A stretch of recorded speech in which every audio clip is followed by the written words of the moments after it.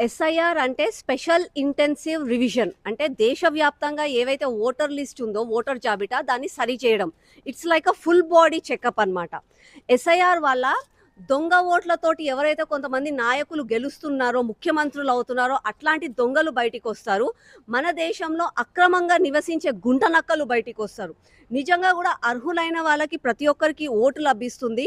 ఎవరికైతే తప్పులుంటాయి ఓటర్ లిస్ట్‌లో address proofs కానీ, లేకపోతే ఇక్కడ ఇల్లు ఉండి ఇల్లు ఖాళీ చేసి వెళ్ళిపోవడము, డూప్లికేట్ ఓటర్స్, అలాగే దాంతో పాటుగా మన డెత్ అంటే ఎవరైనా చనిపోయిన వాళ్ళుంటే వాళ్ళని రెక్టిఫికేషన్ ఇలాంటివన్నీ సరిజేయడానికి అని చెప్పి ఎలక్షన్ కమిషన్ వాళ్ళు ఎస్ఐఆర్ స్పెషల్ ఇంటెన్సివ్ రివిజన్‌ని తీసుకొని వచ్చారు.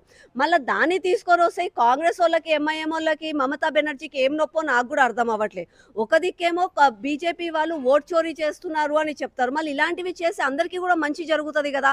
వాళ్ళు ఎందుకు దీనికి అగెయిన్స్ట్‌గా ఉన్నారు అనంటే, ప్రజలకు మంచి జరుగుతుంది, దేశంకి మంచి జరుగుతుంది. కానీ ఆ దొంగలు బయటికొస్తారు, వాళ్ళ దొంగతనం బయటపడుతుందని చెప్పి ఈ ఇండీ అలయన్స్ వాళ్ళు భయపడుతున్నారు. అందుకే దాన్ని అడ్డుకోవడానికి ప్రయత్నిస్తున్నారు.